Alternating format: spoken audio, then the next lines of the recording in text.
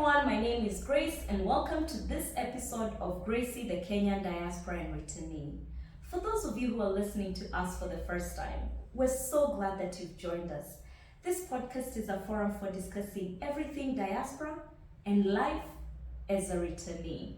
In today's episode, I'll share the thoughts that came to mind as I read the book, The Village Girl, My Dream, Life and Legacy by Mary Wangari. Mary is the Group Executive Director at Equity Group Holdings.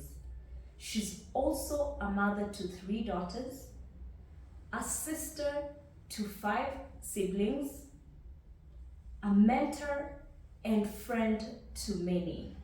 You'll just need to read the book to see why I'm impressed about all this, because as I read the book, I just kept wondering, how does she balance her corporate and personal life?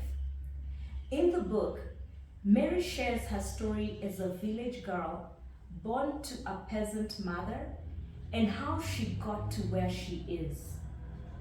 I was raised in Nairobi, in one of the suburbs that people would consider to be a leafy suburb, and so in that sense, I could not relate to Mary's story as a village girl. However, this autobiography is for everyone. And as I read chapters 1 to 3, I was reminded of my desire to go to the United States to pursue an MBA, and this was back in 2002. I remember the process of applying to so many universities, applying for GMAT, and as soon as I knew the date that I would be taking the GMAT exam, how I just dedicated my time to studying and passing for the exam. And then came the US Embassy interview. Wow, the preparation, the anxiety, and being in that interview room and just answering one question after another. Many of us consider it to be a rigorous process. But when you know what that opportunity will do for you, you go at it with all your heart. And so that is what I was thinking of as I read this. In the book, Mary talks about how her mother emphasized the importance of excelling in education so that she would have a better life than her mother, and that so she would not live the continued life of poverty. And for many diaspora, I know that for us to leave Kenya to go abroad, it's usually in search for a better life. So in that sense, I could relate to Mary's book, and I encourage you to read it as well. In chapters 4 to 6, Mary shares her experiences as a career woman who is married, has kids, is moving up the corporate ladder, and then serves on several boards. Wow, hands off to you, Mary. Hands off to you. Truly, time is a key commodity that must be managed well for success. And I can't imagine what this was like for you, especially back in the day when you got on the board seats. As I read these chapters, I was reminded of what it was like in the diaspora and how reality checks in as soon as you get on the other side. Remember, before you go there, you're busy preparing, you're running around getting your documents ready. And then you get your visa date and your travel date, and you're so excited. Then you land on the other side and you immediately hit the ground running.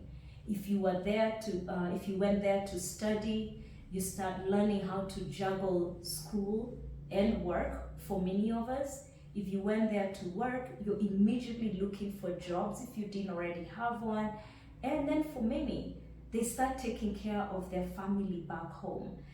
For some reason, and I don't know why, people always think that when you go on the other side, money will start pouring in. And to be honest, that's not what it's like. And so as Mary was sharing how she's had to balance her life, how she's had to stay focused, I was reminded that even in the diaspora, determination and focus becomes the keys to success. We really hustle our way.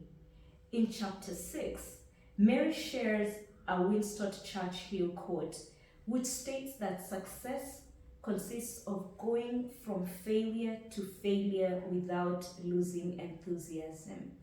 And isn't that true in the diaspora? I have hosted guests in prior episodes that talked about what it was like to balance school and work because they were the ones who needed to pay for their education in the diaspora. And so you sometimes have enough money to attend a semester, and the next semester you don't have enough, and you know that you really want to study, and so you try your best to keep your head up. You try your best not to give up. Or sometimes you even get a job and it's paying well, but you can't keep up the hours when you're going to school. It gets harder even in winter months. And so remember this quote, that success consists of going from failure to failure without losing enthusiasm. Chapter 5. This really hit differently for me.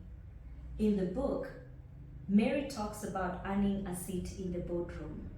But as I read this chapter, it hit differently for me because it reminded me of what it's like to be a minority, and especially an ambitious, assertive, and go-getter minority. Minority in this case means the smaller part of a larger population. As a Kenyan diaspora in the US, I was often in spaces where I was the only Black, African, female with an accent.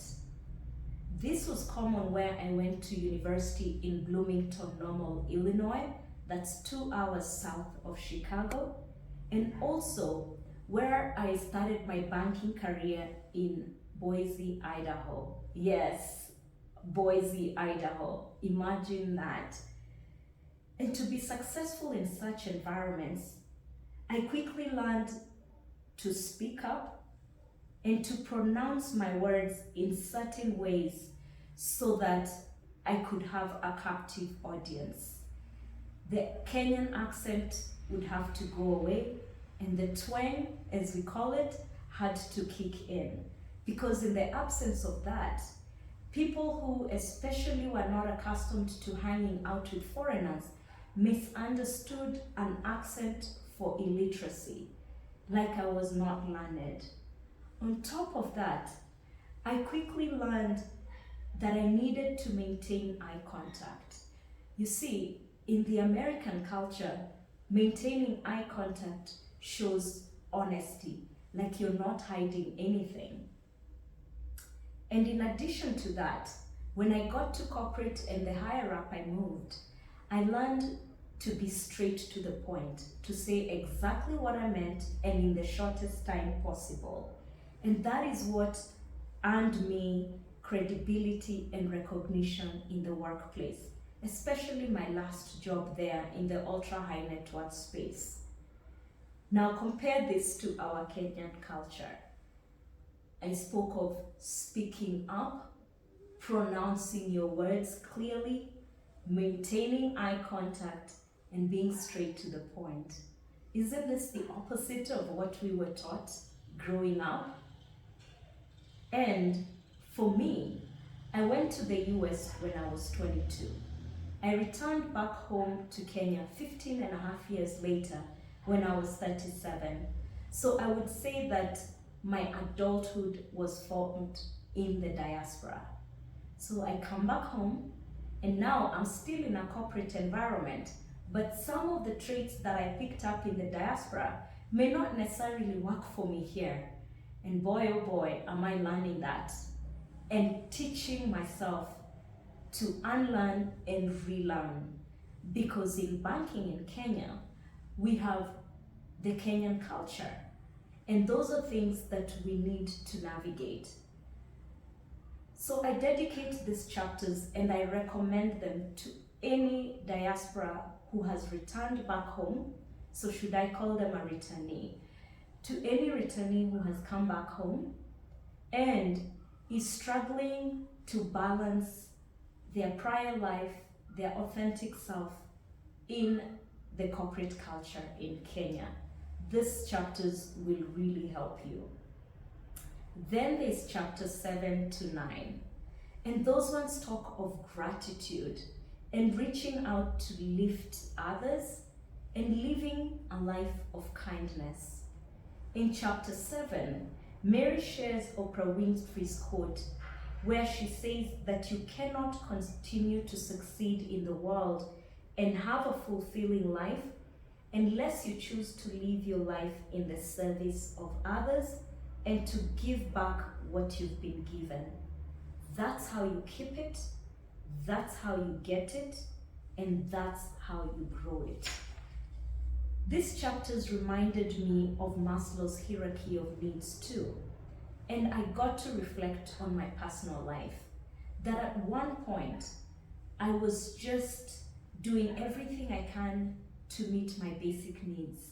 And as that was achieved, I moved to the next level up in the pyramid and the next level up.